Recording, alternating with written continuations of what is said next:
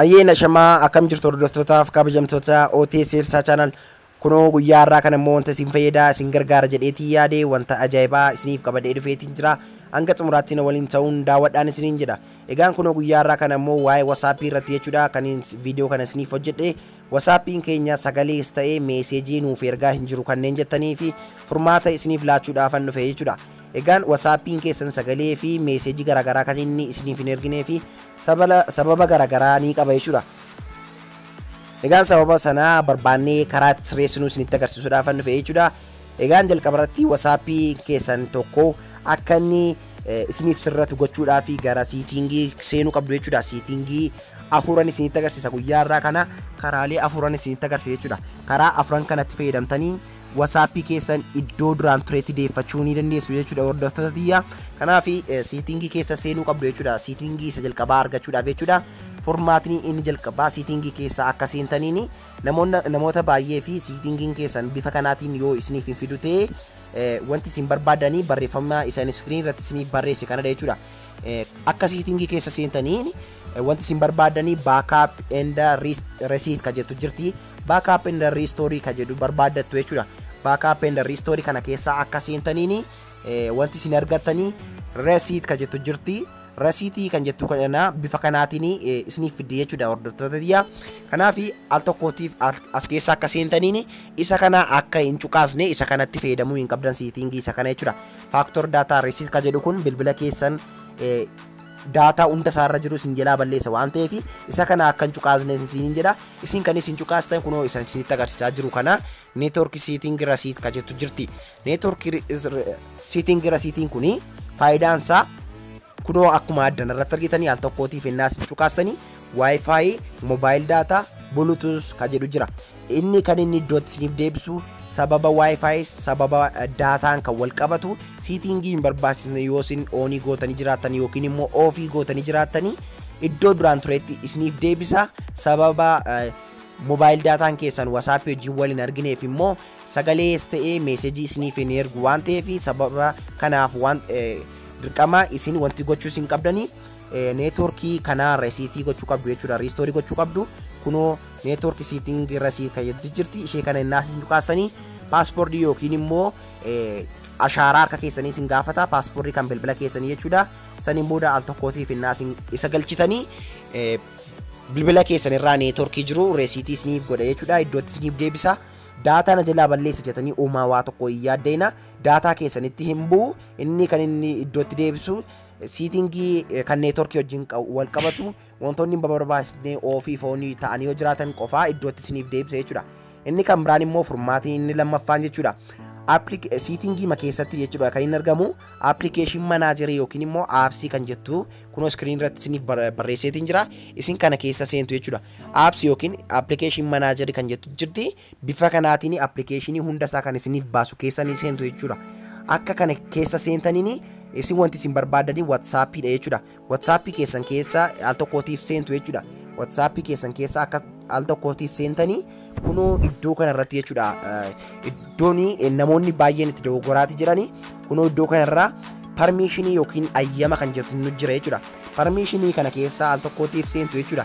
Namoonni baay'een ayyama kana lamaan sadan tokko oonii godhaninnaan isa kaanii oonii godhani jechuudha.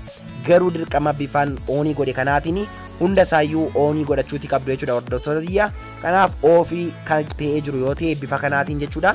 Yoo bifa kanaatiin ooftee jiraate oonii godhachuuti qabdu jechuudha. Fakkeenyaaf iddoo kanarratti jechuudha maayikiroofooniin keessanii oof ta'ee yoo jiraate iddoo kanarratti immoo SMSiin keessan oof ta'ee yoo jiraate sagalees ta'ee ergaa barreeffamaa isiniif hin ergu waan ta'eef isin ayyama kana lamaan kennuu keessan sirriitti mirkaneeffachuu qabdu jechuudha. Kanaaf ishee kana keessa seenuun oonii godhadhaan isiniin jedha hordoftoota tiyya.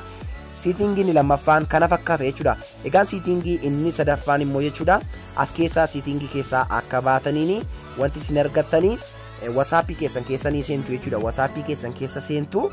WhatsAppii keessan keessaa akka seentaniin wanti isin gootantu jira. Kunoo WhatsAppii keessan keessa akka seentaniin mallattoon tuqaansanii gubbaa kanarra ni jirti. Saniin booda kana al tokkootiif cuqaastu. Warri GB WhatsAppii fayyadamtanii bifa kanaatiin isiniif baasa.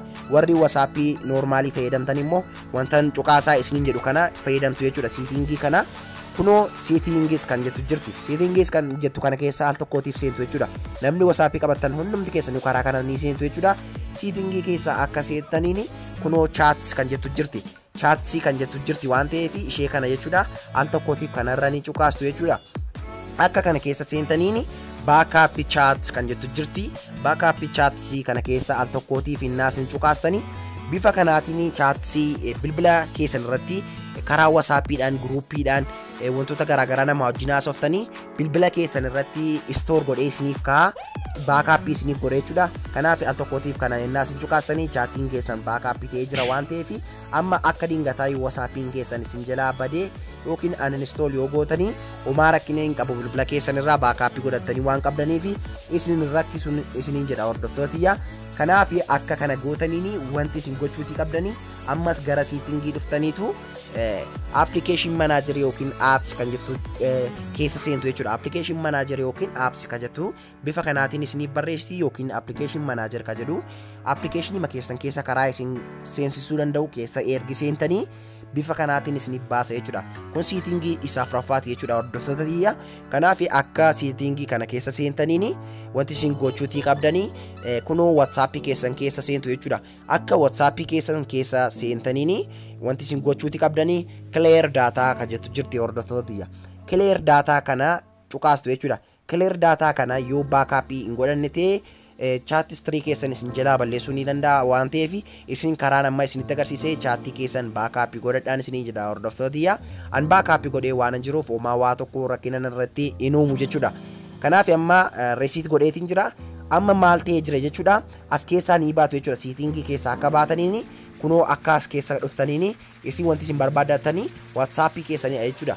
WhatsApp keessan akka barbaaddataniin kunoo WhatsAppiin keessan akka duraaniitti isiniif deebi'a jechuudha. Akka jalqaba banattanitti isiniif deebi'a. Kanaaf akka kana keessa seentaniin wanti isin gootanii agree and continue kan jedhu kana cuqaastu osoo hin taane kunoo restore kan jettu jirti. Restore kana al tokkootiif cuqaasuu qabdu jechuudha. Isin yaadachuu qabdu jechuudha. Step kiyya sirriitti kunoo akka viidiyoon isinitti dheerannee xiqqoo ishee ariifadhee rootee dhiifaman isiniin jedha hordoftootiyya. Isin restore kan jettu kana cuqaastu jechuudha.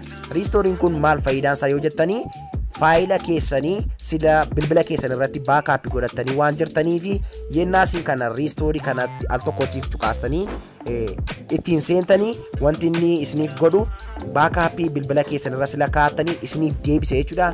Kana jechuun ammoo wantoota nama wajjin haasoftan karaa groupiis ta'e karaa kamiyyuu wantoota isin backup godhattanii restore godhee isiniif kaa'ee jira waan ta'eef isin restore innaasin cuqaastanii qaxxixaa chatting hundi siya nama wajjin haasoftan isiniif deebi'a jechuudha. Kanaaf egaa bifa kanaatiin karaalee afran kana galtaniitu jechuudha kan isin sirreeffattanii. Karaan egaa WhatsApp rakkoo godhatee ittiin sirreeffachuuti dandeessanii furmaata kan biraaf illee isiniif ta'a jechuudha. Karaan amma isinitti agarsiise kuni sagalee fi meeseejii kan isiniif erguu dide osoo hin taane karaa kamiyyuu kan rakkachaa jirtan kuni furmaata isiniif ta'a jedheetii yaada hordoftoota tiyya. Karaa kanallee kan isin didu yoo ta'e illee karaa kan biraa immoo isinitti agarsiisuudhaaf qophii nan godha jechuudha. Koomentii irratti naaf barreessaa. Please kanneen laayikiin godhin jirtan laayik godhaan isiniin jedha. Please namoota baay'ee bira akka ga'uu fi laayikiin keessan na barbaachisaa maaloo osoo laayikiin godhin hin bayinaa isiniin jedha hordoftoota tiyya. Waan daawwattaniif galatoomaa isiniin jecha sa'a muraasa booda immoo viidiyoo ajaa'ibaa kan biraan isiniif gadhiisa. Galatoomaa. Ciao.